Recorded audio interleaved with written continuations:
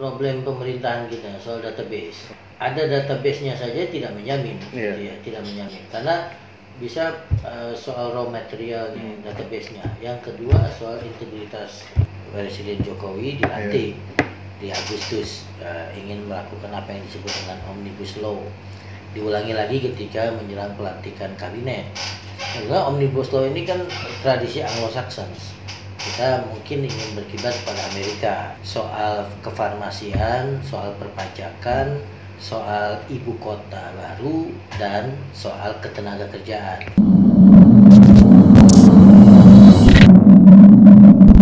Assalamualaikum warahmatullahi wabarakatuh. Jadi balik lagi nih di channel Don't World ID, masih bersama saya Gasan Syagi Kalbak dan Bapak Fuad yang mengaku masih jiwa muda, Pak. Tapi jiwa emang muda sih walaupun umur udah 40-an, Pak ya. Kayak 19. Oke, Pak, ini kan tadi kita udah bahas hampir sejam lah Pak tentang anak muda. Iya. Udah menyinggung ya anak-anak muda kayak gimana gitu kan, Pak. Sekarang giliran saya balas dendam, Pak, ke generasi Bapak, Pak. Oke, jadi sekarang kita mau bahas tentang Omnibus Law nih. Nah, Pak, ini kan saya bacanya juga sedikit miris sih, Pak ya. Saya baca ini, Pak, ahli dibikin gemas, Parlemen Dunia bahas Corona, DPR RI bahas Omnibus Law. Bapak sebagai ini kan generasi Bapak lah, Pak. Menyikapinya kayak gimana, Pak? Ya, kita lihat dulu anatomi kasusnya. Jadi kita mulai, nanti kita lihat substansinya. Apa sih ini Omnibus Law? Tujuannya apa? Prosesnya bagaimana? Lalu kemudian bagaimana menimbulkan kontroversi, polemik di masyarakat, gitu ya. Apalagi dalam kondisi COVID-19 ini. Jadi kita ingat, kita flashback, dimunculkan isu ini ketika Presiden Jokowi dilantik di Agustus, ingin melakukan apa yang disebut dengan Omnibus Law. Diulangi lagi ketika menjelang pelantikan kabinet. Karena Omnibus Law ini kan tradisi Anglo-Saxon. Kita mungkin ingin berkiblat pada Amerika yang sudah menggunakan Omnibus Law. Jadi undang-undang yang banyak itu akan direvisi, bahkan akan dilebur menjadi satu undang-undang. Kalau kayak anak SD itu dulu pelajaran ada matematika, IPA, IPS diganti jadi tematik, satu buku merangkum semuanya, kira-kira begitu. Undang-undang ini merangkum semuanya. Nah, sebetulnya ada 4 yang di cover dalam rencananya Omnibus Law ini. Soal kefarmasian, soal perpajakan, soal ibu kota baru, dan soal ketenagakerjaan. Tapi yang menimbulkan polemik benar-benar soal ketenagakerjaan, gitu ya. Dan Presiden menyebutkan tujuannya adalah salah satunya untuk meningkatkan investasi. Benar.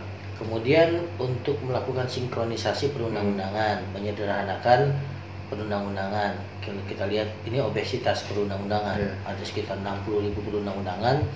Ini sangat menghambat untuk proses percepatan pembangunan, gitu. Itu kira-kira.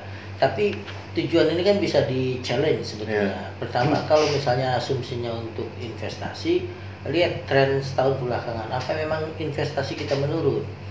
Pengamat ekonomi misalnya Faisal Basri mengatakan tingkat investasi kita biasa, cukup baik, gitu ya. Yang bermasalah adalah pertumbuhan ekonomi yang mengalami stagnan. Itu bisa di-challenge. Yang kedua, karena misalnya investor asing tidak berani masuk ke Indonesia, itu juga perlu ditelusuri. Apa masalahnya? Apakah masalah birokrasi perizinan yang begitu panjang? Yang kedua, apakah karena upah buruh yang dianggap tinggi? Yang ketiga, boleh jadi karena korupsi, karena pungli. Mereka kapok gitu, terlalu banyak meja, tiap meja harus bayar. Dan bisa jadi karena tidak ada kepastian hukum. Ini kan harus dibedah sebetulnya apa alasannya. Tapi sudahlah, ini sudah terlanjur muncul, gitu ya. Lalu kemudian menimbulkan polemik di masyarakat. Polemiknya begini, Mas Hasan. Bukan cuma soal substansinya, soal prosesnya. Presiden menargetkan 100 hari. Bayangin, dari 79 undang-undang mau direvisi jadi satu undang-undang, ya. Ada sekitar 174 pasal, 15 bab. Dikasih waktu 3 bulan harus rampung, Itu kan proses dari mulai penyusunan RUU kemudian kepada DPR, nggak tahu bagaimana melibatkan partisipasi publiknya dan harus selesai ditargetkan seperti itu meskipun sudah meleset ya. Harusnya November atau Desember selesai. Gitu. Jadi ini substansi awalnya gitu ya. Nah, kontroversinya di prosesnya. Bagaimana menimbulkan kontroversi karena terkesan oleh bukan cuma masyarakat tetapi para pengamat, YLBHI, orang-orang yang berkepentingan soal ini memberikan kesaksian bahwa pemerintah ini cenderung ngumpet-ngumpet, diam-diam dan tergesa-gesa. Buktinya apa? Mereka tidak mendapatkan akses. Kan bahkan salah satu petinggi DPR ketika ditanya naskah akademiknya siapa yang buat, dia juga nggak tahu. Kan ini urut-urutannya perundang-undangan dibuat. Kalau mereka yang berlatar belakang hukum akan mengerti dari prolegnas, proses legislasi nasional itu kan harus dibuat yang disebut dengan naskah akademik, baru kemudian rancangan undang-undang dikirim ke DPR, baru kemudian nanti jadi undang-undang. Nah, dalam proses itu masyarakat merasa tidak dilibatkan. Benar. Nah, pemerintah kok segitu pasal banyak yang dihapus, ini undang-undang besar, omnibus dikumpulkan dalam satu wadah, tidak melibatkan partisipasi publik.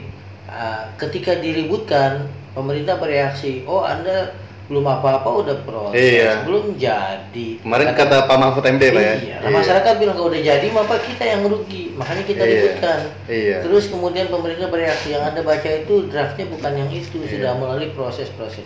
Nah, masyarakat bertanya, loh kami saja tidak mendapatkan akses. Yang ada adalah draft-draft yang mana kita nggak tahu. Dari pemerintah tidak mengatakan begini.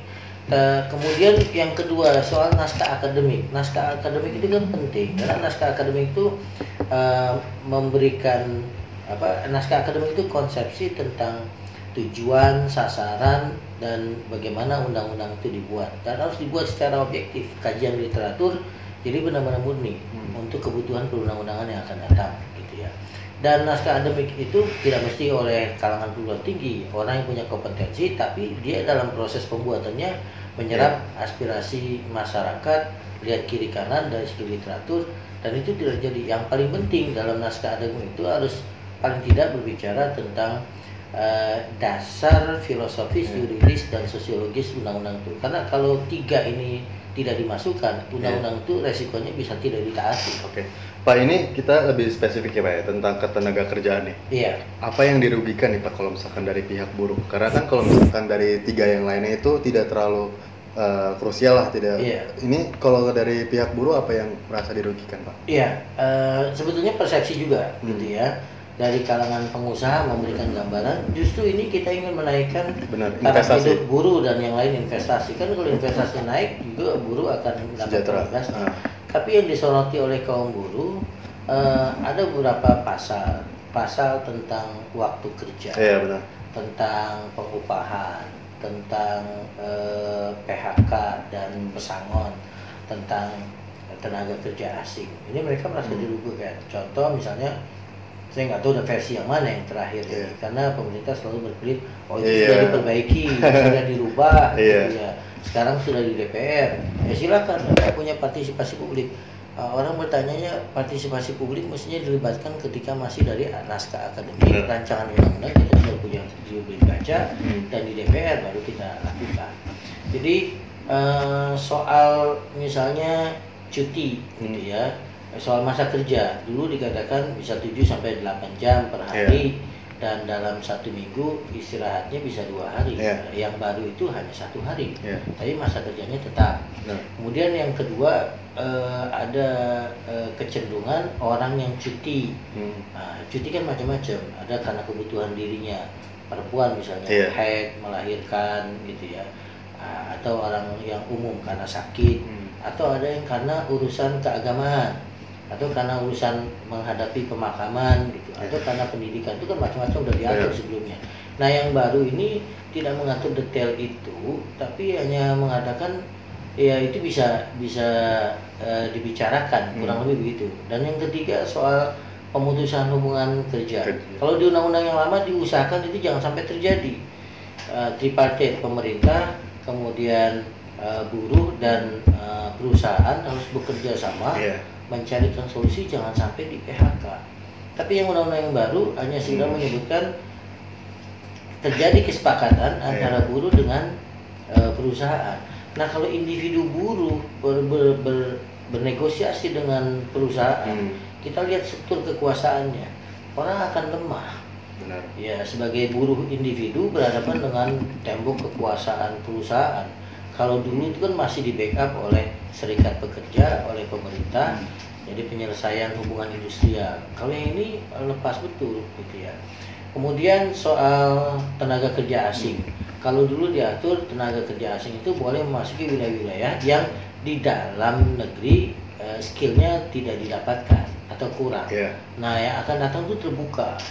Ini yang bagi buruh mengancam urusan mereka. Dan tuntutannya mereka kan berdasarkan pada Undang-Undang Dasar 45 pasal 27 misalnya menyebutkan bahwa semua warga negara adalah sama di mata hukum. Kemudian yang kedua, semua warga negara berhak mendapatkan pekerjaan dan upah yang layak. Itu yang mereka pertanyakan dalam pasal-pasal itu. Dan terakhir mereka menginginkan, dan dalam tinjauan mereka yang tidak ada dalam Omnibus Law ini, soal jaminan pekerjaan, jaminan sosial, dan jaminan pendapatan. Itu yang mereka soroti. Ini kan sebenarnya kita lagi pandemi global lah, Pak. Nah, di saat istilahnya kan kita lagi berduka juga, Pak. Kita lagi ingin mementingkan kesehatan. Banyak istilahnya kayak berkorban, banyak puluhan, bahkan ratusan korban jiwa. Nah, ini datang aja gitu, Pak. Apakah ini menjadikan momentum para DPR untuk mengambil keuntungan membahas Omnibus Law ini, Pak? Hanya dua kemungkinan bagi saya. Pertama, memang pemerintah tidak punya sensitivitas atau tidak punya prioritas dalam menanggapi soal ini. Jadi sebelum COVID-19 saja orang menyuarakan pandangannya seperti buruh, bahkan memberikan ancaman akan turun ke jalan ramai-ramai gitu ya. Tapi pemerintah jalan terus, bahkan prosesnya sudah sampai di DPR dalam kondisi seperti ini. Atau yang kedua, memang justru memanfaatkan kondisi COVID-19 ini supaya konsentrasi masyarakat ketika terpecah dan peluang untuk menggagalkan ini rendah sehingga lolos di DPR. Karena dalam kondisi seperti ini gitu ya, orang untuk menggolkan undang-undang atau menggagalkan undang-undang terbuka hanya dua, lobby atau pressure. Nah, lobby itu sah-sah saja siapa saja melakukan.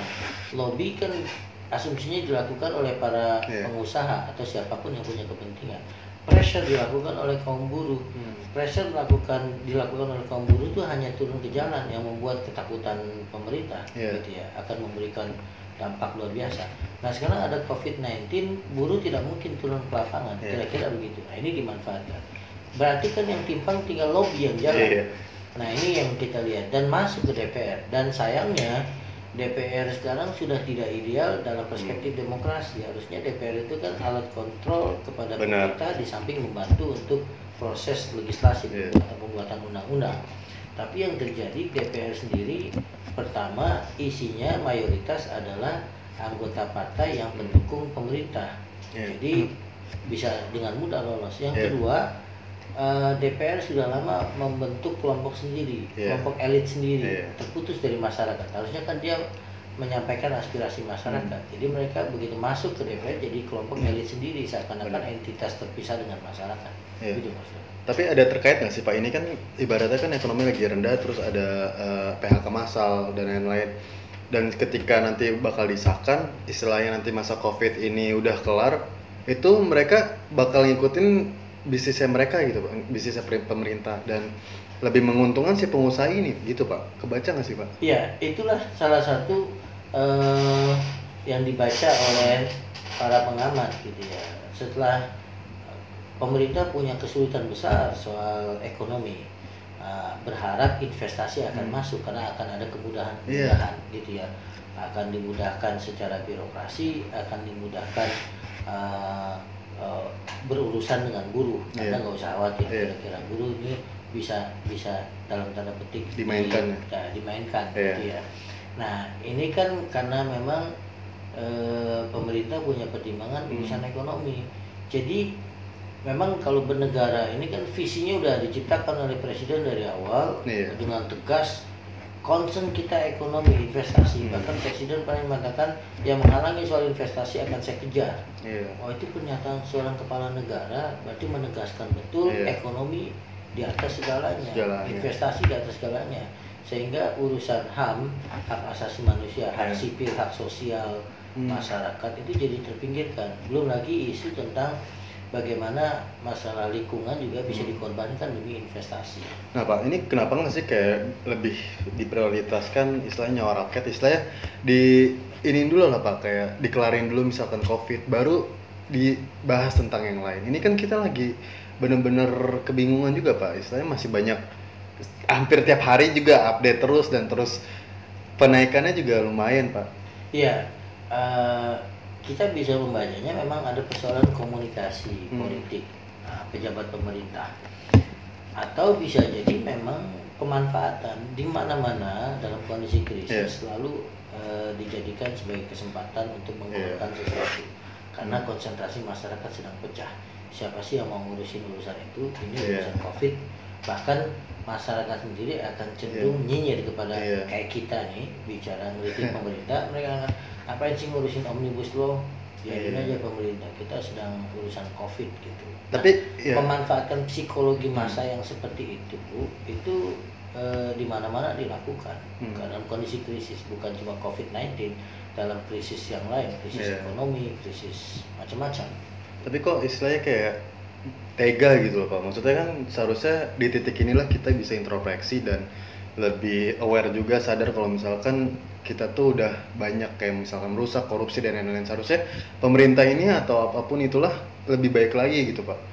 Istilahnya kan dengan virus saya ini banyak lah istilahnya tuh kayak dampak yang positif yang waktu itu kita bahas. Nah ini malah dijadikan momen, malah dimanfaatin kayak gini. Kenapa Pak malah jadi kayak, apakah memang kapitalis sudah merajalela kayak gitu Pak? Ada dua pandangan. Pemerintah merasa benar apa yang dia lakukan, atau memang ada invisible hand, ada titipan-titipan agenda. Yang pertama, pemerintah merasa benar melakukannya, bahwa dia berpikir bahwa soal ekonomi kalau bisa diselesaikan akan menyelesaikan banyak hal, termasuk bisa mengurangi kemiskinan. Soal buruh itu baru satu hal saja. Yang kedua, soal ini bisa jadi memang presidennya visinya bagus, cuman orang sekelilingnya tidak bisa menerjemahkan dengan baik. Contoh misalnya bicara tentang pokoknya investasi nomor satu kita kejar. Nah pembantunya menerjemahkan bahwa urusan HAM belakangan, urusan buruh belakangan. Yang penting urusan ekonomi ini bagaimana digolkan. Padahal mungkin tidak begitu, sehingga komunikasi politiknya bermasalah. Masyarakat pembacanya buruh akan disingkirkan gitu ya. Kemudian proses yang karena masyarakat wajar mempertanyakan prosesnya dianggap tertutup, orang susah mengakses. Lalu kemudian ada kontradiksi di kalangan pejabat publik sendiri. Contoh, ada salah satu dalam draftnya itu pasal mengatakan bahwa pemerintah bisa merevisi atau mengalurir undang-undang. Kan masa peraturan pemerintah bisa merevisi undang-undang yang di atasnya dalam hierarki hukum. Mahfud MD mengatakan ini nggak benar. Yasona Lawli mengatakan salah ketik. Tapi dari Kementerian Ekonomi sempat mengatakan mungkin saja dalam kondisi yang dibutuhkan oleh negara. Tapi belakangan staf khusus presiden mengatakan memang terjadi kesalahan. Ini saja membuat bingung gitu ya. Sehingga bisa jadi dianggap memang terburu-buru, tidak transparan gitu prosesnya. Masyarakat berhak untuk mempertanyakan ada apa sebetulnya ingin digolkan gitu. Dan yang sangat terpengaruh adalah buruh. Kenapa? Karena buruh itu segmen masyarakat yang disebutkan ketenagakerjaan. Kalau soal ibu kota kan nggak ada segmen masyarakat tertentu, kecuali kalau misalnya ada undang-undang soal ormas, pasti ormas yang akan buruh gitu. Nah Pak, ini kan terkait juga nih Pak, banyak banget yang dimainkan lah Pak, dimanfaatkan ya. Tadi kita bahas tentang yang anak muda, terus ini omnibus law, kan ada juga yang ibu kota nih Pak. Gimana Pak pandangan Bapak tentang hal ini Pak? Ya dari awal kan memberikan polemik juga, termasuk tadi naskah akademiknya. Yeah. Gitu ya. Kajiannya seperti apa? Bukan naskah akademik, kajian akademiknya, kajian ilmiahnya seperti apa? Itu tidak terbuka, tidak melibatkan publik gitu ya. Pemerintah asik dengan kajiannya sendiri, Bappenas tiba-tiba keluar angka sekian ratus triliun untuk biayanya. Sudah ada pemenang sayembara, lalu kemudian penilaian urgensinya seperti apa? Bagi saya ini konsekuensinya luar biasa. Yeah. Sebagai negara mayoritas Muslim, ibu kota itu kan jadi representasi nasional. Yeah. Itu ketika pindah itu akan berpengaruh kepada the politics of number, politik angka, gitu ya. Itu berpengaruh nanti komposisi masyarakatnya bagaimana akan berpengaruh, dan itu akan memberikan efek psikologis secara nasional. Ketika misalnya ada pilkada, ada pemilihan gubernur dan yang lainnya. Kemudian yang kedua, perancangan dari awal. Ini kan sumber ekonomi siapa yang menguasai. Ibu kota itu kan rentan dengan itu. Belum lagi teknologi informasinya seperti apa. Banyak sekali pertanyaan-pertanyaan yang disayangkan oleh para akademisi tidak dibuka secara transparan. Pertimbangan salah satunya bisa beberapa pertimbangan kita mengerti bahwa jangan Jawa sentris. Sudah dipindahkan ke Kalimantan. Kemudian yang kedua, ibu kota sekarang sudah tidak menang. Gitu. Nah, tapi dalam kondisi COVID seperti ini, orang menyerukan tunda lah. Biayanya dialihkan kepada COVID-19. Nah, MUI juga menyerukan. Bahkan MUI sendiri punya concern baiknya biaya untuk pemindahan ibu kota itu untuk COVID. Yang terjadi apa? Isunya malah bagaimana dana haji mau dipakai buat COVID-19. Ini menimbulkan hal-hal baru. Kita seperti dikagetkan dari waktu ke waktu berbagai banyak hal. Soal stafsus, soal lockdown, soal pidato presiden yang tidak dibarengi dengan antisipasi kebijakan seperti misalnya relaksasi kredit gitu ya. Kemudian bantuan untuk yang terimbas. Kemudian yang terakhir soal ojol. Pak, tapi jujur Pak, ini saya sedikit aja Pak menyindir pemerintah Pak. Ini saya kan kemarin itu habis dari majelis ibu saya bagian 500 sembako. Itu saya tanyain Pak, hampir semuanya tidak dapat BLT pemerintah Pak. Iya. 500. Terus saya tanya juga karyawan saya, nggak dapat Pak. Ini kan sebenarnya apa ya Pak? Kalau saya lihat itu kok nggak salah 500.000 atau 600.000 gitu kota Bekasi. Ini duitnya kemana Pak? Pemerintah mungkin masih berargumen gini, ini masih proses. Proses pendataan. Ya, mungkin ada yang belum sampai. Gitu. Yang kedua, memang penyakit bangsa ini itu tadi. Dalam kondisi apapun selalu melihat peluang, ada peluang untuk memperkaya diri. Kalau mau dibilang oknum, kebanyakan oknumnya itu. Nah, kan masyarakat kita ini yang jadi masalah. Memang berawal dari database. Persoalan itu database, berapa sih jumlah orang yang itu tidak akurat.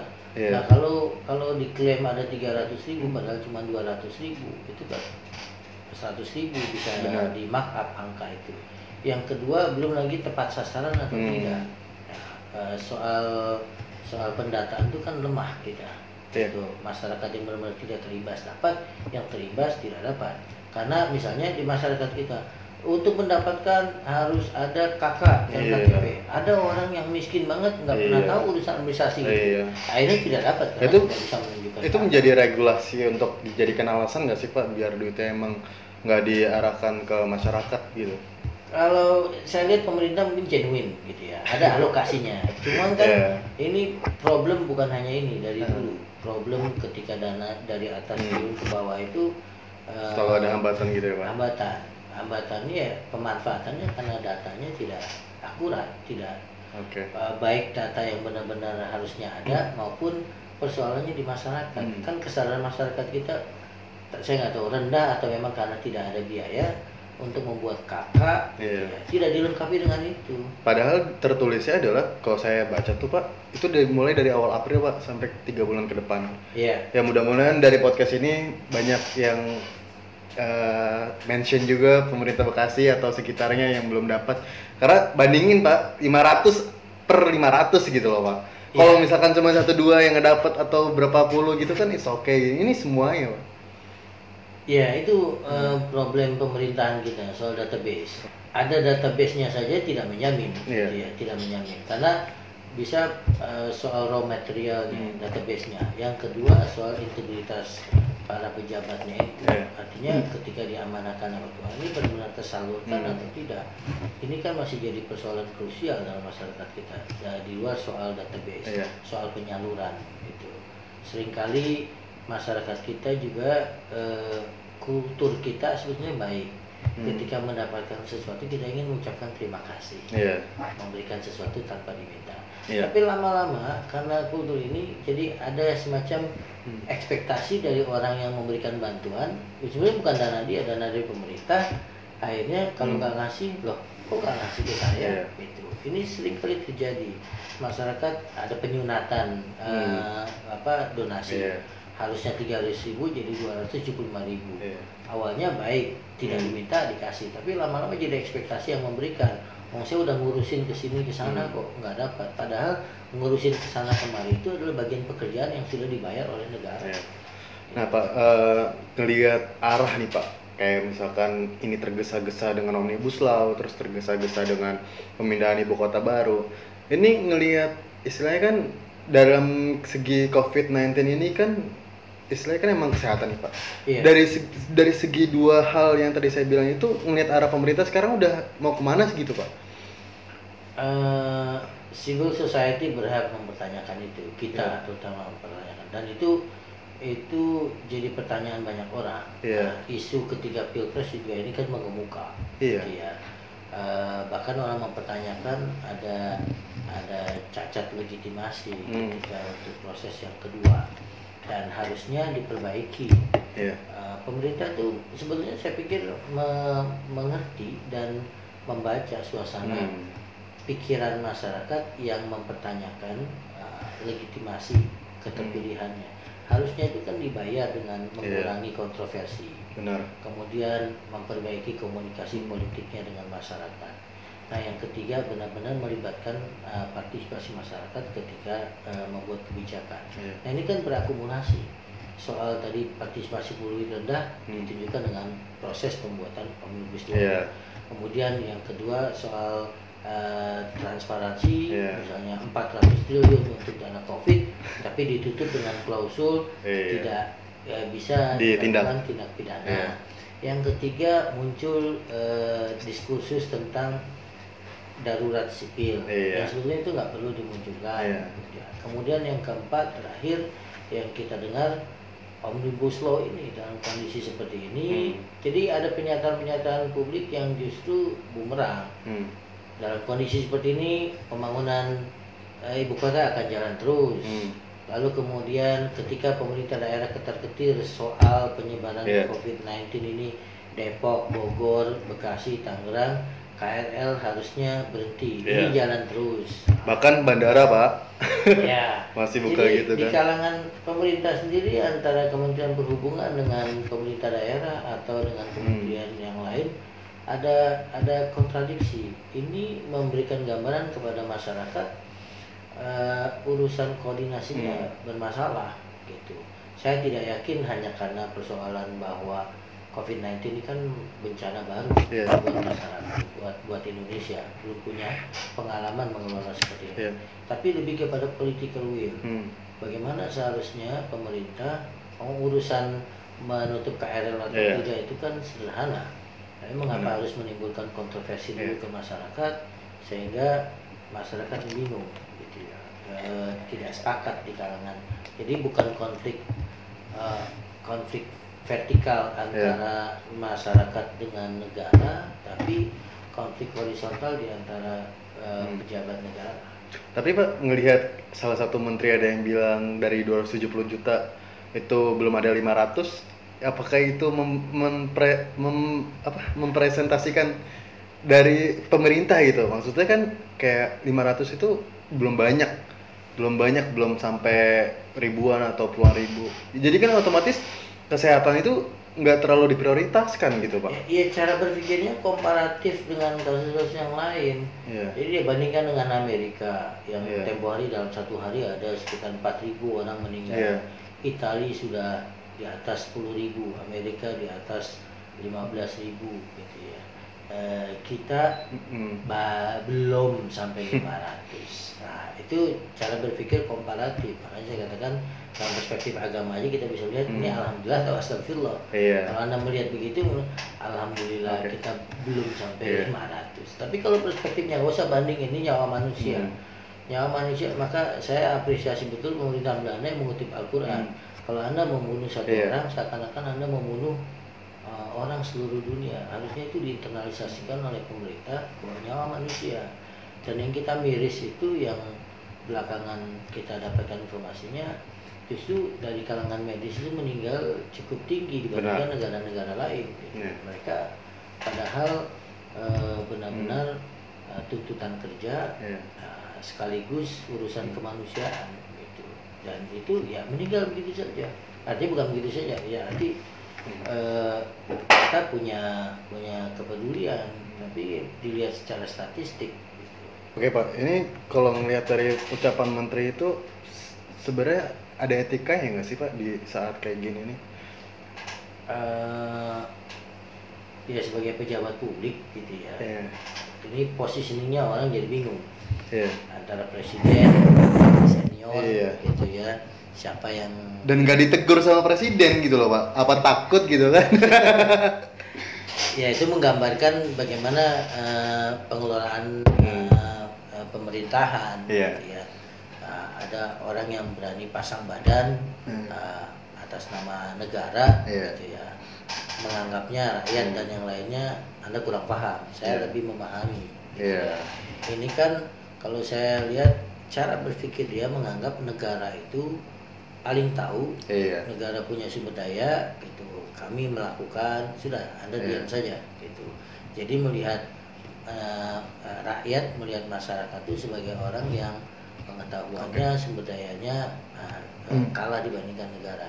Nah itu kan memposisikan negara seperti itu yang dalam perspektif bernegara salah. Negara itu kan justru dikasih oleh rakyat. Ini Anda kami pekerjakan untuk mengelola negara, gitu. Harusnya mendengarkan kami. Tapi ini dibalik persepsinya. Itulah yang kalau kita bicara lebih jauh akarnya, persepsi tentang negara dan rakyat, gitu. Pembentukan negara itu dari mana asalnya? Nah, selalu saya katakan yang namanya kekuasaan itu begitu.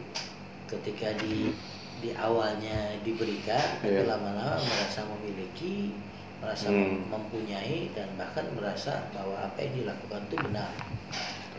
Oke Pak, ini terakhir Pak, kesimpulannya nih Pak dari Omnibus Law dan yang tadi kita bahas nih, ibaratnya sebagai kita masyarakat apa yang harus kita lakuin gitu Pak. Istilahnya kan melihat pemerintah yang mengatas segala-galanya ekonomi daripada kesehatan, ya walaupun nggak terlihat secara kasat mata gitu Pak, cuman itu yang kita rasakan dari berita-berita misalnya Omnibus Law dan pemindahan ibu kota baru kayak gitu. Gimana Pak kesimpulannya? Ya kalau kita lihat misalnya salah satu segmen masyarakat yang terimbas itu kan buruh. Buruh berkali-kali bernegosiasi pada pemerintah, kemudian turun ke jalan gitu. Itu kan artinya mereka punya kepedulian, punya concern bahwa negara ini harus memperhatikan bukan cuma segmen masyarakat tertentu, pengusaha atau investor, tapi kembali kepada undang-undang tadi, pasal 27 ayat 2 bahwa semua warga negara layak mendapatkan pekerjaan dan upah sebagaimana mestinya, artinya layak gitu ya. Dan itu jadi tanggung jawab negara. Nah, ketika merumuskan kebijakan, pemerintah bukan sebagai penengah antara pengusaha dengan rakyat, tapi pemerintah harus menjamin bahwa perundang-undangan itu bisa membuat masyarakat itu diperlakukan secara adil, baik pengusaha maupun buruh atau masyarakat yang manapun. Dengan bagaimana caranya? Proses-proses tadi itu harusnya dijalani, transparansi, lalu kemudian melibatkan partisipasi publik gitu ya.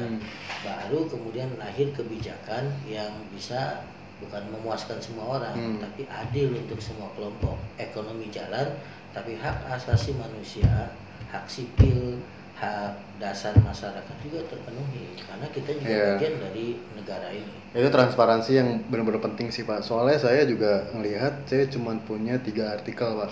Kalau misalkan kita lihat dari jumlah peningkatan virus itu banyak banget Pak artikel Pak.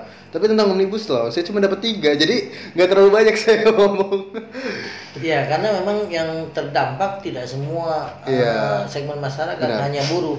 Bahkan sebagian masyarakat kita juga cenderung menjustifikasi apa yang dilakukan oleh pemerintah, hanya melihatnya mungkin inputnya tidak lengkap gitu ya. Orang dengar aja Omnibus Law apaan sih gitu. Yang muncul hanya tujuannya satu, bagaimana menyederhanakan perundang-undangan yang dianggap tidak efisien, tidak efektif. Kalau itu saya setuju, siapapun akan setuju kalau bentuknya itu, tapi harus dilihat lagi substansinya, memberikan dampak yang adil atau tidak. Bukan hanya sekedar merapikan perundang-undangan. Kalau perapikan undang-undang perampingan tapi kemudian melukai rasa keadilan sebagian masyarakat, ini kan jadi bermasalah. Gitu. Dan jangka panjangnya kalau secara yuridis, sosiologis dan filosofis tidak dipenuhi, undang-undang itu tidak ditaati oleh masyarakat. Ini yang kita khawatirkan dalam istilah politik, civil disobedience, pembangkangan publik. Tapi untuk saya sih Pak, kenapa saya ngambil poin ini Pak, walaupun saya bukan buruh juga dan nggak ada hubungannya ke sana, tapi kalau menurut saya ibaratnya apa ya Pak, itu kan buruh itu nggak cuma nggak kuantitas yang kecil Pak, itu bahkan ada ratusan ribu dan lebih bahkan. Saya ngelihatnya apa ya, kayak ini tuh nggak bisa dianggap remeh juga Pak. Iya, pertama concern kita bahwa buruh bagian dari warga negara Indonesia. Yang kedua, kita ingin membetulkan proses bernegara. Hari ini mungkin menimpa buruh. Satu saat akan menimpa UMKM kecil, segmentasi masyarakat yang lain. Apakah itu ormas, apakah itu kelompok tani. Mungkin ini bisa jadi batu loncatan dulu Pak. Oh ini istilahnya nggak ada gejolak orang-orang yang demo atau apapun. Oh nanti bakal lebih besar lagi nih. Jadi kita kan berhak untuk asumsi yang negatif Pak ya. Iya. Tapi saya yakin pemerintah dibangun bukan untuk menyakiti rakyat. Benar.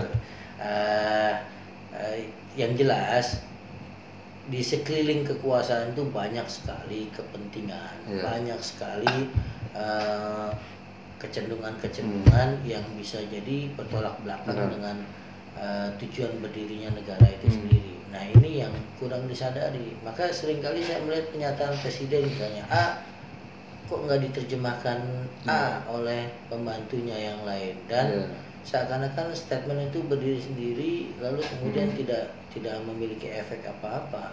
Contoh dulu kita dengar presiden kita sangat concern terhadap pemberantasan korupsi, nggak usah khawatir, itu soal pelemahan KPK gitu ya. Tapi belakangan ternyata undang-undang itu goal juga, padahal di awal punya kecenderungan untuknya. Lalu kemudian isu-isu yang lain gitu ya, menghadapi COVID kemarin tuh relaksasi kredit, ternyata orang udah pada datang ke kantor pemberian kredit, tapi ribut, peraturannya belum dibuat. Kadang antara statement dengan kenyataan di lapangan tidak sinkron. Saya tidak tahu apakah ketidaksigapan dari pembantu-pembantunya atau memang presiden mengeluarkan pernyataan sendiri tanpa konsultasi, tanpa bermusyawarah dengan pembantu-pembantunya bahwa konsekuensinya begini Pak, kalau Bapak ngomong ini antisipasinya harus segera gitu. Oke Pak, terima kasih banget ya Pak ya untuk sharing tentang Omnibus Law dan yang lainnya. Pokoknya ini kalau saya tuh nggak melihat apa topiknya gitu Pak. Menurut saya apapun yang menurut saya itu tentang keresahan itu bakal saya buat tentang di podcast ini Pak. Jadi kalau di saya tuh nggak terlalu milah-milih Pak. Kalau misalkan orang kan atau apa dilihat dulu. Oke deh, jadi thank you banget nih Bapak dan orang-orang yang udah nonton sampai panjang banget kayak gini. Jadi jangan lupa untuk subscribe, like, comment, dan share video.